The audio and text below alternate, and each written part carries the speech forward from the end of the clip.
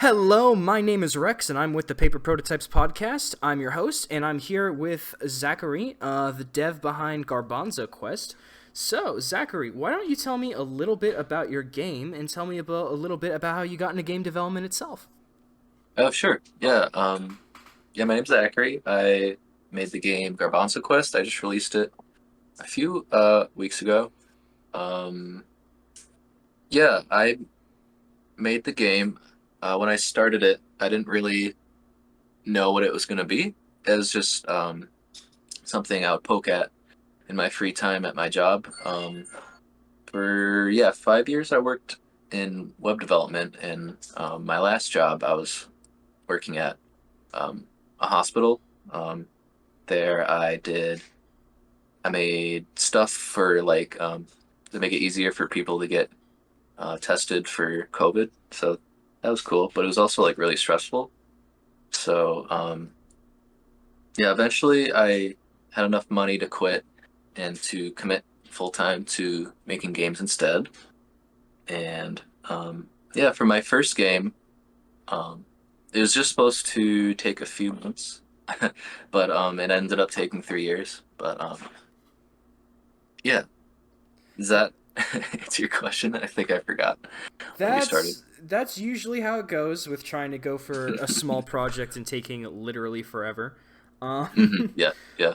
But how did you end up? Well, I guess since you've been working on Garbanzo Quest and figuring out, how did you know like a set when a set direction was made for Garbanzo Quest? Or I guess a better question first of all would be, do you want to describe to the audience what Garbanzo Quest is? Oh, sure, sure. Yeah, Garbanzo Quest is it's a bullet heck 2D pixel art platformer. It that takes a lot of inspiration from like games like Super Mario World and newer games like Celeste and Undertale. Just pretty much all my favorite games. Um, yeah, and it just kind of um, okay. I lost my train of thought. I'm sorry. Um, yeah. Do you, Okay, next question. sorry. No, you're all My good. my brain is like fried. I'm really tired I, from I everything. I'm right there, brother. So Garbanzo Quest is a game about beans. So how did you settle Yes, on yes. both the character design, but also the fact that this game would be about beans? So yeah, the character just started out as a doodle, and I was gonna replace them with something better later. But by the time that came around, people kind of got attached to him, so I was kind of stuck with the little doodle guy. And I don't know, he just kind of looked like a bean, and I went through all the different bean names, and Garbanzo was by best um, by most the best name. So I just went with that for the name of the game, Garbanzo Quest. Hmm. One of the Uh, things about Garbanzo Quest is you have a lot of interesting character designs going on for a lot of the friends that you rescue. How do you approach making characters for your game? so I don't really think about it too hard, to be honest. I just kind of like come up with random characters. When I What I really wanted to do when I was a kid is I wanted to be an animator. I really wanted to work on stuff like Adventure Time. So I think I draw a lot from that because Adventure Time had a lot of like just like random and wacky characters in it. So I think that's the kind of thing I draw from for those the characters in Garbanzo Quest. And for their personalities, a lot of times when I talk to them, it like zooms in and it's black and white. And the vibes I got were Undertale. Is that an Hmm. inspiration, or was I Oh just yeah, okay? definitely. Yeah, I love Undertale. So yeah, one of the problems I was trying to solve when making the game was how to like marry the two like the action platformer stuff with like dialogue. So yeah, what I settled on was um, like at the end of every level, you would like meet a new character and they would like say something. And so in doing it that way, I like developed this routine. So like every time you would talk to somebody, you would like anticipate it. Because early on in the game, like I would put characters in the middle of levels, and I felt like that was like maybe a little jarring because it was like right in the middle of the action. So, yeah, that was the idea there. So that was something I always looked forward to beating a level, was like, what weirdo am I gonna get today? But with how many levels there are, that means there's a lot of characters. So how do you keep Hmm. characters fresh and interesting? And at what point was there ever a point where you realized, fuck, I have 20 levels, which means I have 20 characters to get through? Right. To be honest, I had a lot of fun coming up with the characters, so it was never like a drag or anything. Um, I guess spoilers is once you're like halfway through the game, um, all your friends get captured, and so for the second half of the game, you're just saving them again. So that's how I worked around that. So there's what is there? There's 78 levels in the game, so I only had to come up with yeah, half of that, and yeah, it's um, like roughly 40 characters, and so, I had too many too, so some of them had to get cut. so I have to ask as well. One of the things that stood out in Garbanzo Quest: why is the main attack being that you spit at enemies? Right, right, right. So again, back to like the doodle I came up with, like right in the very beginning of development.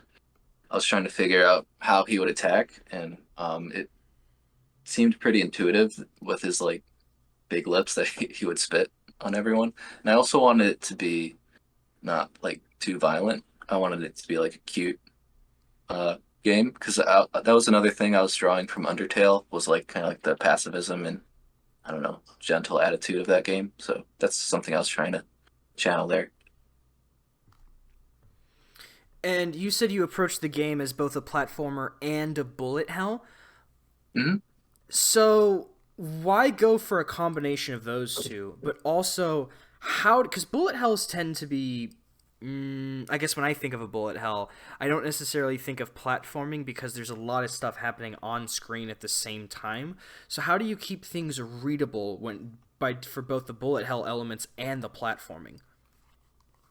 So the way I keep things readable is like everything's really simple, and I always I'm very strict about um, like I introduce an element and it always like looks the same. Like every bullet you can destroy is pink. Every bullet you can't destroy is that like orange spinning one. So the iconography is like really strong. So like whenever you see something, it always behaves the same way, and there's no very little like variation, if at all, between like how things work.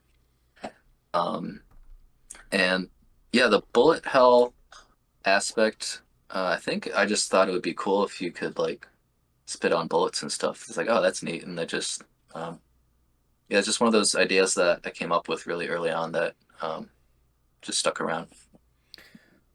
One thing that I find interesting while I was playing Garbanzo Quest is when you defeat an enemy, they don't disappear. They sort of turn invisible, and sometimes they heal and come back. Sometimes you just can't Hmm. damage them. What was your approach behind deciding, A, I'm going to leave the enemy still on the map, just faded out, but also that they could come back in, and also just deciding what enemies were going to be defeatable and which ones weren't? So that yeah, the core idea there of like not being able to kill anyone was like another um I was just trying to make the game like more gentle. But the yeah, in deciding which enemies you can hurt and which ones you can't, it was just a lot of iteration. Like some enemies, it just didn't work very well if you could like stun them, like the Mr. Smiley that seems to be very divisive. Some people love him, some people hate him. Is that the sun? Yeah, it's the sun guy. Fuck you, that guy sucked ass. He's my favorite. That's why he's in so many levels. He's like my favorite enemy. It whenever I needed to spice something up, it was always really easy to just throw him in there, and it instantly became like more interesting. So yeah, he's my favorite enemy. That's why he shows up so much. So you have elements of Celeste. You got your bullet hell. You got Undertale in there, and all Hmm. that's kind of shaken up into what is Garbanzo Quest. But my question Yeah. is, how do you keep those elements fresh and feeling unique? That when I play your game, I'm like, oh, this is Garbanzo Quest, and not this is just Undertale with a bean. Like, how do you make your game feel unique comparatively to the elements that have been added? Right. So yeah, with Garbanzo Quest, I the strategy I took was to like the influences are like very obvious, but let's see. I there's still like plenty of like experimentation and just doing things I think haven't been done before or enough, and just like taking ideas and taking them farther or in different directions. Um, like I feel like a lot of the things you see in Garbanzo Quest you see in other games, but I just do it like slightly differently. Like I think the core idea of Garbanzo Quest is like doing like what would normally be like simple puzzles, but like under pressure. Like and like there's a lot of things trying to like make you like stress out or lose attention. Like if you played any of the memory test levels or like the Simon Says levels, like that's kind of really clear there. It's like um, on its own, like remembering a sequence of colors is pretty simple, but like when things are trying to kill you at the same time, I think that's like um, it's like really silly and also like something I haven't really seen a lot of. So yeah. So why make a somewhat high stress game, but also make it really cute at the same time? What was the design philosophy or goal with those two pillars? um, yeah, that's one of the things I was worried about actually is like, oh, my game's cute, but it's also like kind of challenging. Um, that's just like when I started, I wasn't like I'm gonna make this game and it's gonna take this long. I just kind of it was like very um, artistic and just natural. So yeah, I just wanted to make a game for people like me, and people like me like things that are cute and silly and light and but also like engaging, but like simple but has depth. Um, yeah, so in order to I made the game very like generous and forgiving to um, make it more make sense that the game is cute and challenging. I think that's what I'd say. What were some elements that you did to try to make the game more forgiving? Oh, there's every room is a checkpoint. You have two health. There's the tweaks menu where you can like give yourself more health and slow the game down. And I get a lot of compliments about the tweaks menu from like parents who play games with their kids. Like like they can give their kid like 9 health and then they're set. They can both play the game together. And I really like that. That makes me happy to hear the like parents are playing the game with their kids. I think that's really cool. Um, yeah, what else? I saw that you also have a character that can fly but can't take damage. Is that Right. That's the ghost character. So in two player, when one of you dies, you become a ghost, and you're kind of taking the role of like a support type character. So you can't do much, but you can like fly around and you can destroy bullets and stuff. So that Ghostly is the character that you can play if you want to do that like full time. Like um, so that was really easy to just slap on for people who maybe just want to play like passive two player. And would you say that power ups are a form of helping other players? Yeah, like the badges. Yeah, those all work. So I designed the game such that you can do everything 100% it without using any of the badges. They're never required, but yeah, they work really well to like cover different situations to make the game easier. Like I made the float badge really accessible. Like it only costs like one bean because I wanted most players to have that. I think it makes the platforming easier for maybe people who haven't played a lot of platformers. Do you feel like some players might be over reliant on a specific power up and be afraid to try others?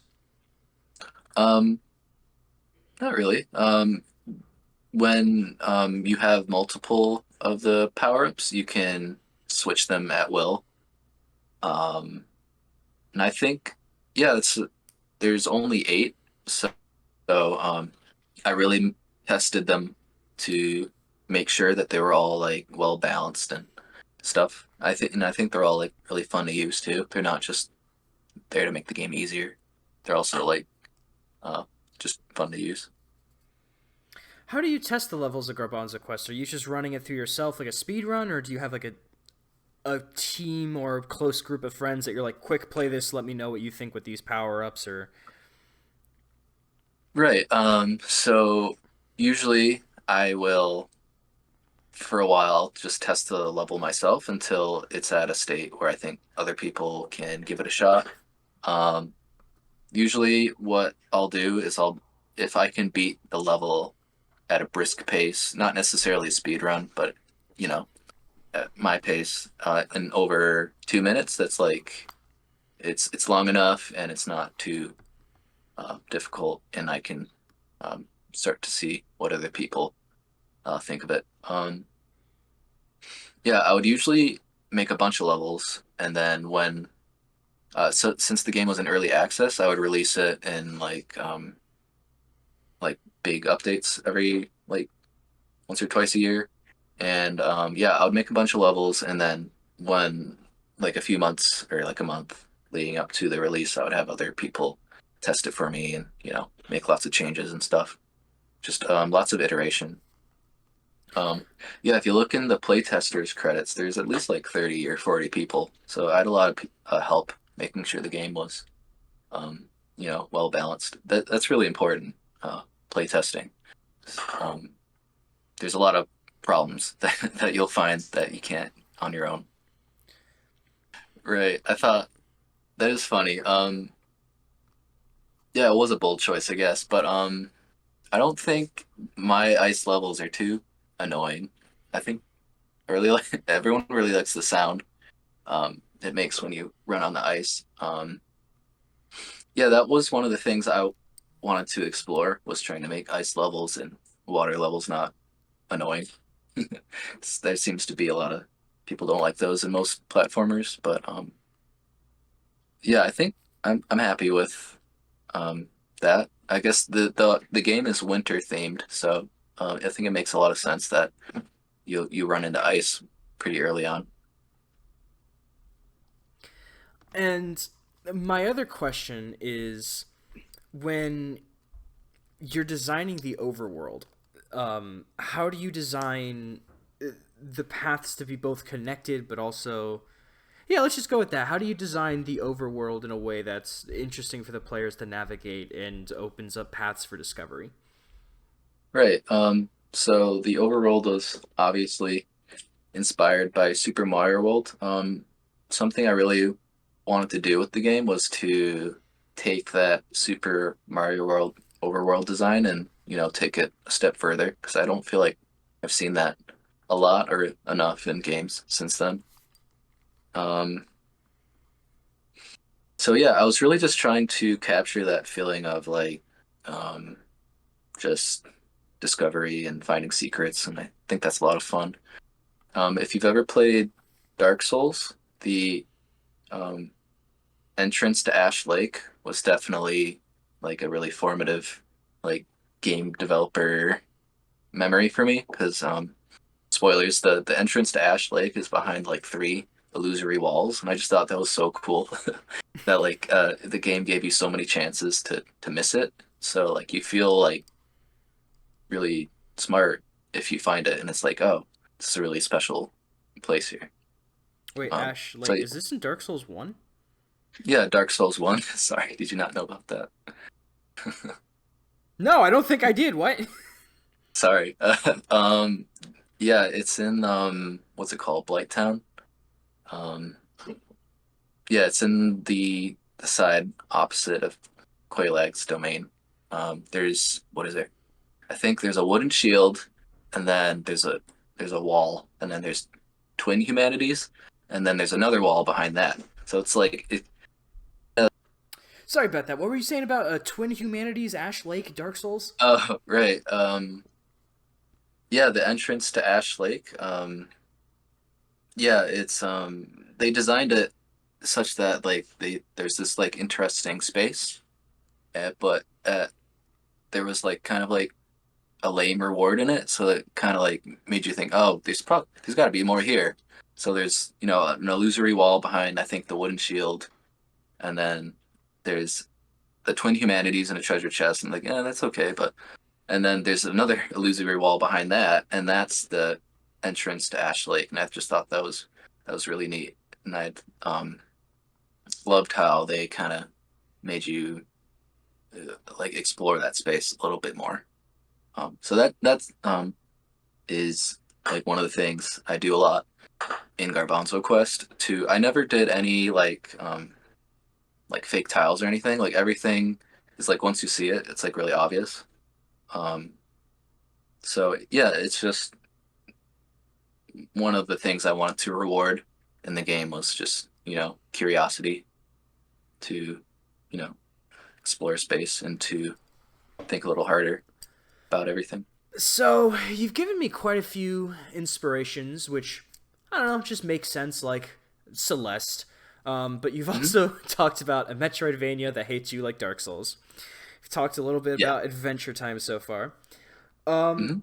Would you say that you have a varied media diet that helps you develop games? And would you say that it's good for game developers to have a varied media diet?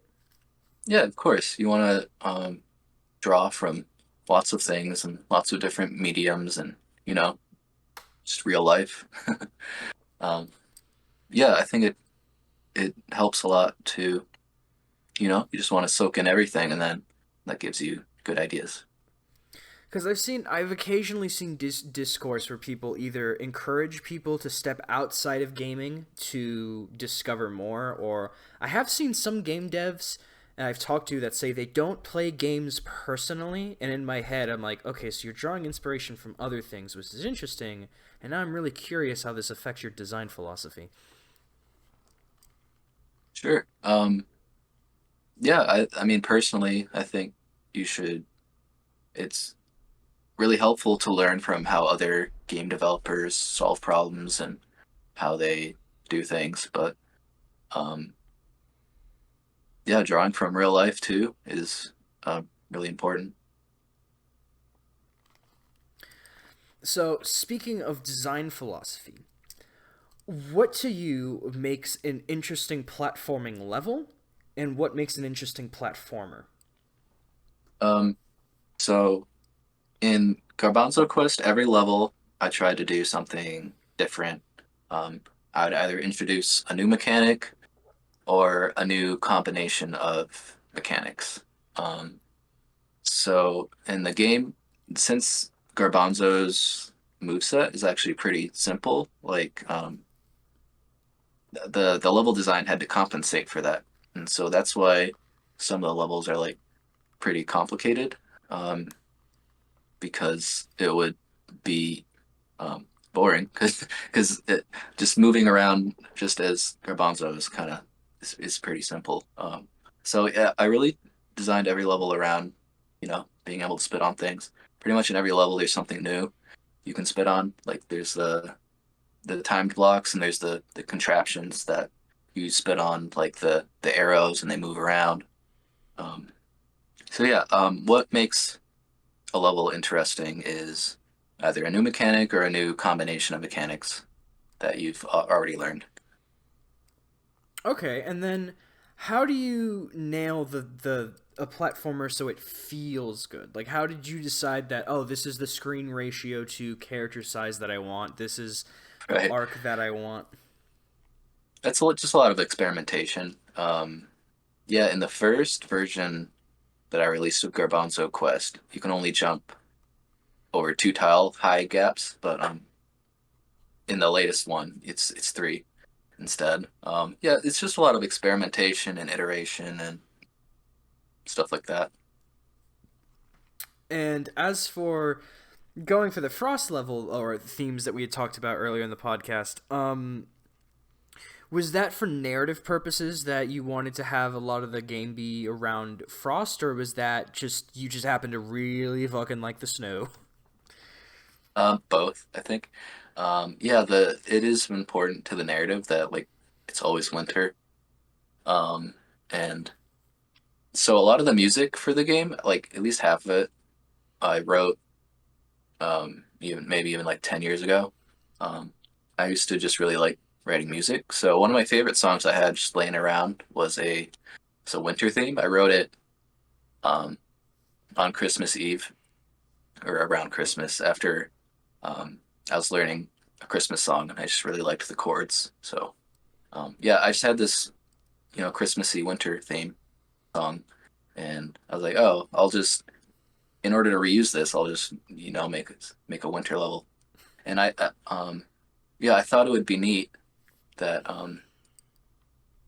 because I feel like games like platformers usually start in like a summery world, but I wanted it to be like the opposite, where instead the end of the game is in like a summer themed world. So yeah, that's why.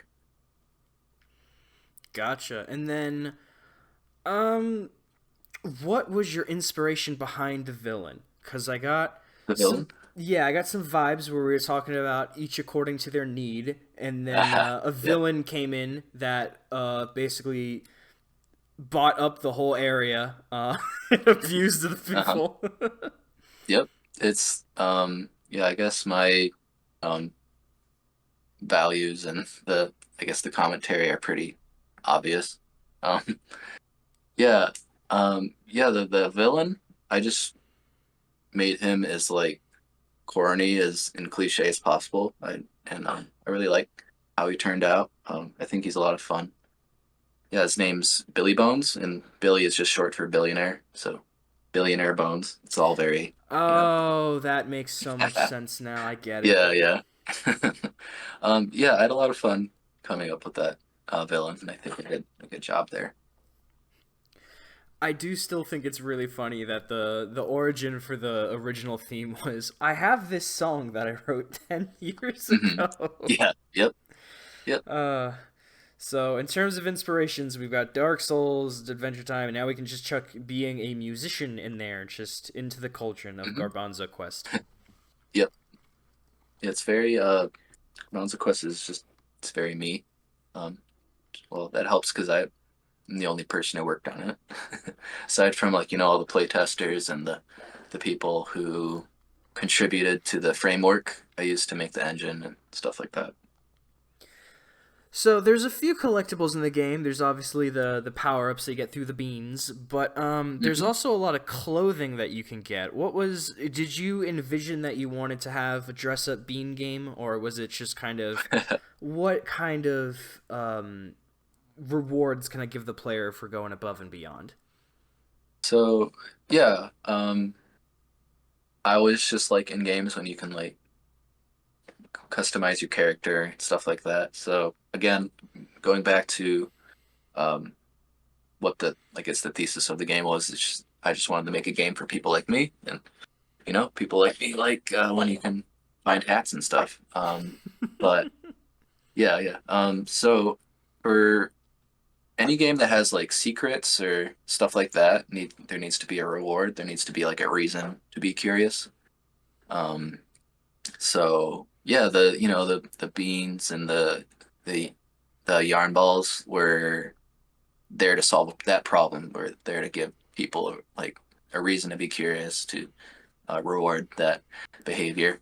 Early in development, there was no currency. Just every secret just had the item. But the problem there was as I made more levels, I just it wasn't feasible for me to have a hat or something in every single level. So I split them up into the fragments, and then you have to buy the different like hats and stuff.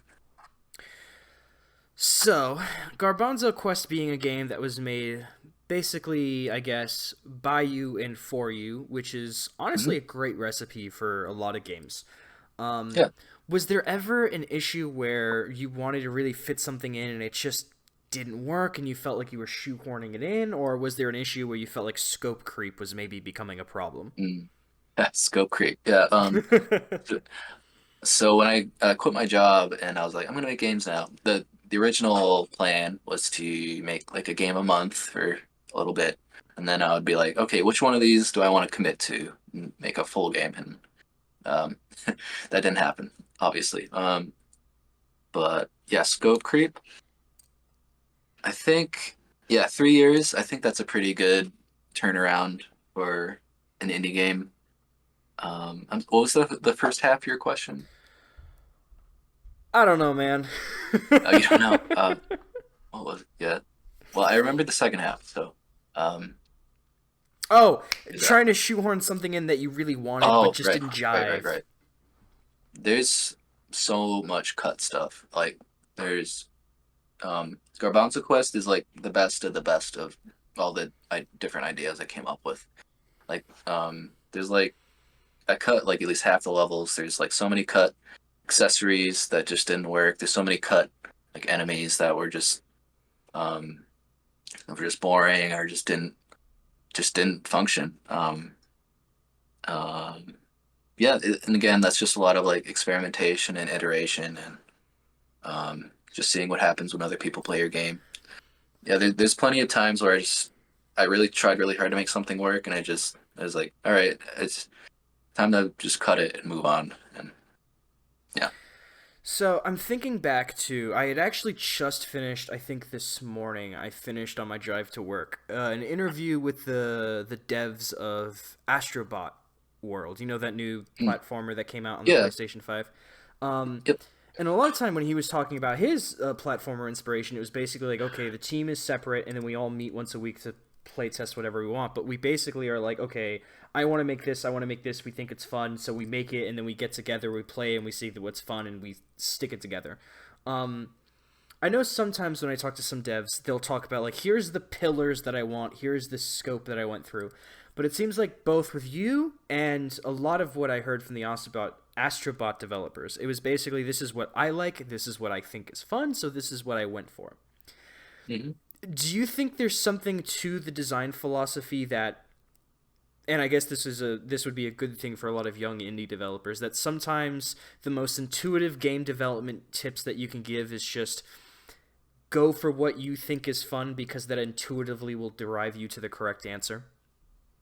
yeah. I mean, at least for like small teams, I think that just makes a lot of sense. To just follow what seems intuitive to you, what sounds like fun to you. Um, yeah, and I think, if you're having fun making the game and you really care about the game, it'll show through. People will pick up on, the love and care that you put into it.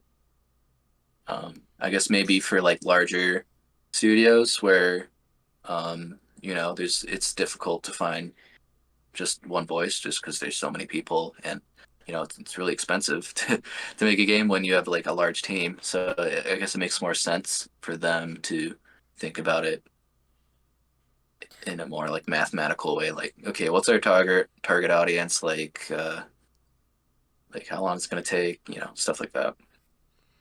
So I had almost finished getting an AA in game design, and that is something they talk about. Like they're like, okay, well, it's not like necessarily you need an audience when you make a game, but if you're trying to be financially successful, you should try to aim for something like that. And with Garbanzo Quest being like, it's just what I thought was fun. Um, was it scary at all to quit your job and chase making a game for basically 3 years, not knowing if it would succeed or not? Of course, yeah. Yeah, it's really scary, but you know um I really wanted to do it, so, and you shouldn't live life without taking risks. I guess yeah, when I decided to quit my job, I was like, is this really what I want to do for the rest of my life? Um, I'm happy to struggle to do what I really want to do and what's like fun for me in my life. So, yeah, I don't have any regrets, but yeah, it is stressful, worrying about money, um, like that. But Did yeah, I haven't looked back since. did that at all influence Billy Bones and the themes of the Oh, game? Did any of that kind oh, of yeah, creep into it? of course, of course. Like, I've only ever really seen people like really, good, hardworking people struggle. So it's like, um, it's easy for me to be like resentful to, you know, the economic system we live under. So another question I have is more of a silly question. Everyone got packaged up and put in a nice little box, except for our little bean friend. Why why was he so pathetic that he was just forgotten and left to like sleep on a box of garbage? Well, actually, that's the he. There's some like symbolism there, I guess. Like he's in the box that everyone is trapped in. So they've already like broken out of it by the time you start the game. Mmm. Yeah. I kind of thought he was a possum and sleeping in a pile of garbage. I mean, that is true as well, but the garbage is made of the boxes that people are trapped in. Gotcha. That makes a lot of sense. So another thing that I really picked up on Garbanzo Quest that kind of made me like really fall in love with it, that made me want to keep playing, was the fact that the game was just full of so much charm. Um, do you feel like that's just something that naturally showed because you made it from a place that like your heart, or was that something that had to like really sit down and be like, okay, I want to add this element because I think it would be fun or something, I guess.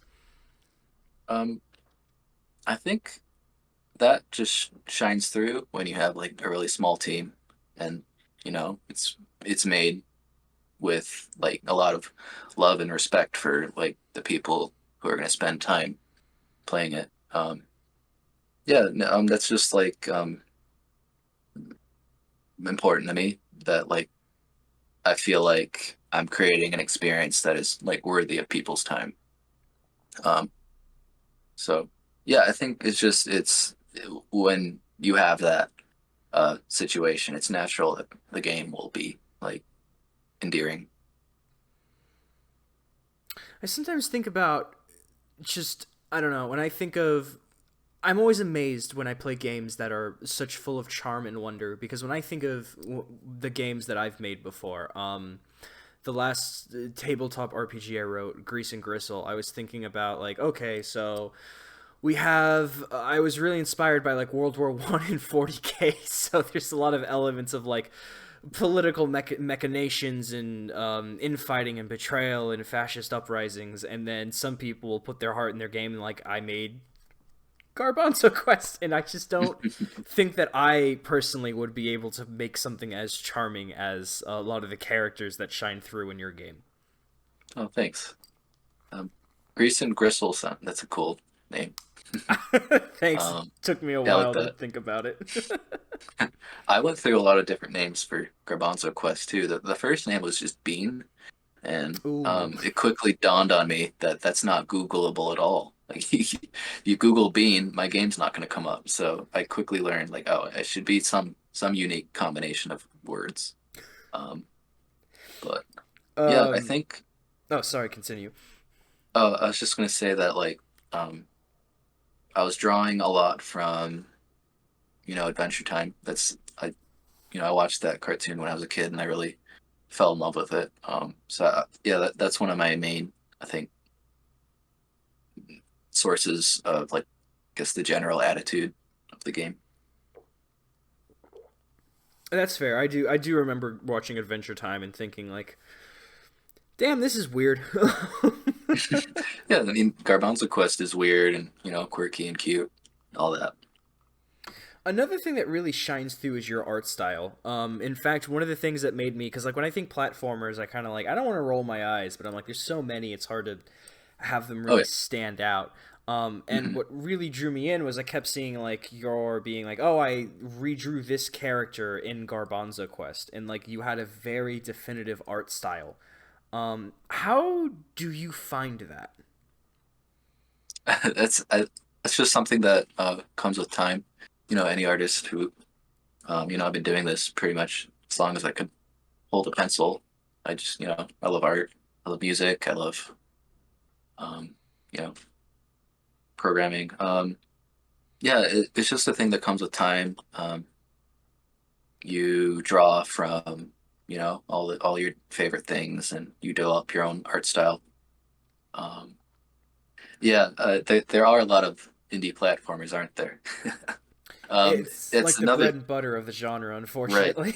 right. Um, yeah, if again, this project was only supposed to take like 3 months. I didn't know I was going to be committing 3 years to like a pixel art 2D indie platformer. Like I know it's a cliche, but I honestly think that like I did something new and different with my game. I don't think it's just another redundant thing. Looking back at the situation you were in that you quit and what you were aiming for, if you had known, okay, I'm going to spend 3 years on a pixel art indie platformer to stand out, would you Right. have done this? Yeah. I don't have any regrets. Yeah, I have embraced the struggle.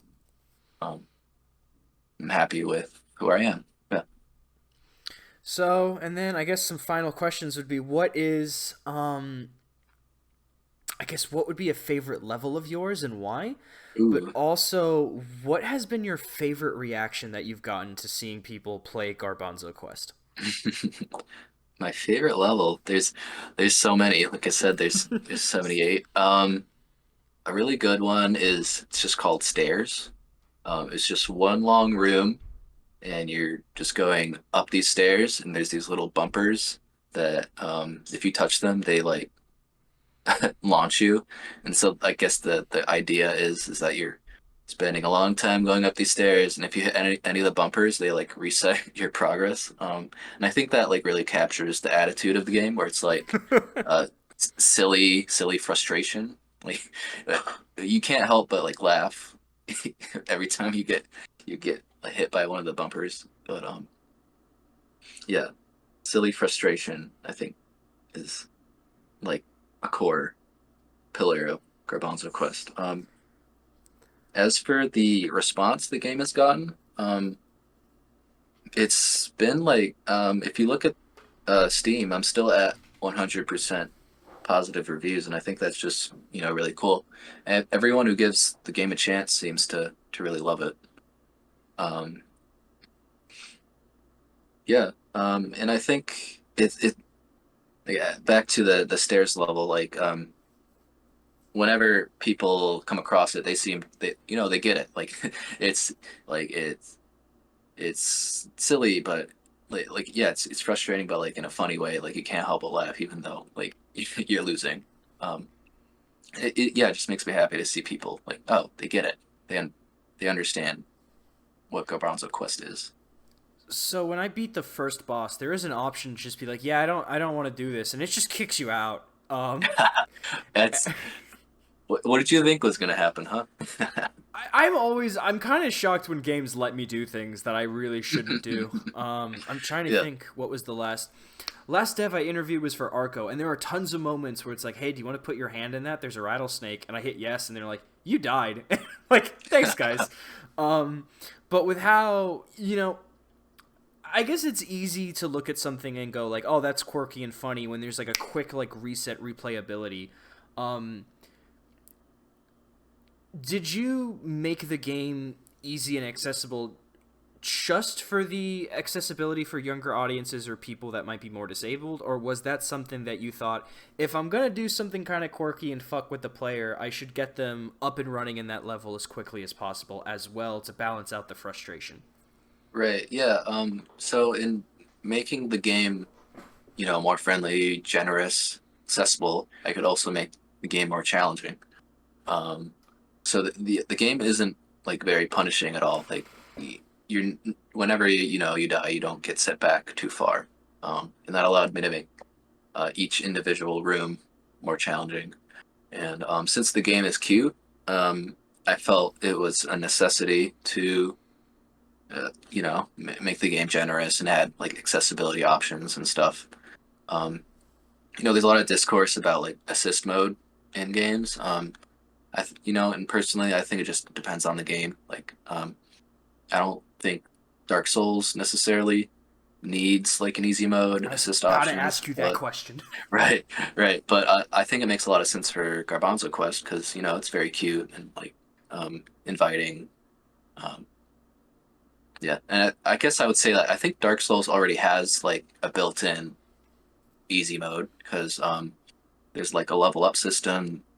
Every time, like if you're stuck on a part, you'll generally like level up over time and become stronger, and that the game becomes easier. And there's also like the summons and stuff. So yeah, I don't think in the difficulty is like integral to the mood of Dark Souls. Like I don't think it would make sense if it was like generous and gentle.